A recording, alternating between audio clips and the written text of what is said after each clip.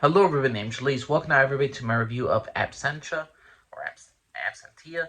Here's the thing about this show. This show came out 9 years ago. I got into the show because the main actress is Dana Kata. She's my fellow countryman. The thing is though, I don't know her as Kate Beckett from Castle. So, she got her own show, like right after Castle ended, and she had her own show called Absentia, and deals with her being an FBI agent.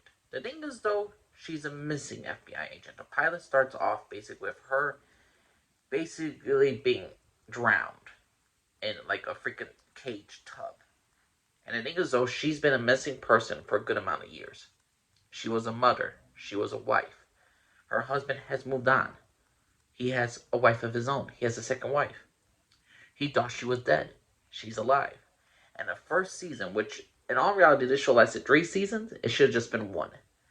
The first season is absolutely fantastic of her coming back in the first episode to her family dealing with the fact that she's alive, the husband dealing with the fact that the woman that he loved is still alive, but he also has a new woman that he loves that also he has a kid with. The Astana's character Emily, what was her name? Emily Bryan. Emily has to deal with the fact that she missed out on her son's life, that the man she loves is taken. She has to deal with the fact she has to find out who kidnapped her, discover it, how is the connection to a serial killer, and then she has to go into her past a bit and try and remember what happened to her all these years, who she has no memory of. She has to reconnect with her father, her brother, who's a freaking alcoholic. She has to deal with all these issues, and the first season is absolutely fantastic. I would say if it ended on the first season, it would have been a great miniseries. It's a solid A first season. Problem is, though, I don't think they had a plan for the second and third season. I really believe they just like, hey, we got through it. Let's have all these convenient moments in season 2 and season 3. I don't like the fact of season 2 and season 3 because they feel like actual characters that they didn't. They had something for the main character, but all the other side characters that they introduced in season 1, they kind of put to the wayside, or they're put in some ridiculous storylines that to me don't automatically fit well, and are just used as cannon fodder in this sense. Like, oh, they're being threatened now by the secret pharmaceutical company. Lo and behold, how is this character connected to this character? How is this character connected to the main character? How is it all connected to Sanakachi's character? Either way, I still had a good time with the show. I think season 2 and season 3 were good, decent. They were like B minus. You just had to shut off your brain, suspend your, have a little suspension of disbelief, and just take it like, oh, that's convenient. That's convenient. If you just stick with just the first season, it is a solid A. It's a solid A show.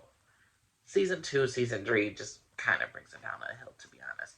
The fact is, I'm not sure how many seasons were planned, but the fact is, even though this is a show I probably will never go back to fully because I don't think I need to rewatch season 2 or season 3. If anything, I could just watch the first season and then on right there and then don't watch the second or third season. Because the second and third season, to be honest, really brings down the main show.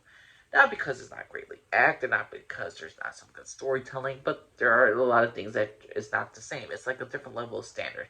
You went from a great show, a great miniseries, to mediocre show at the end. And that's what Absentia is at the end.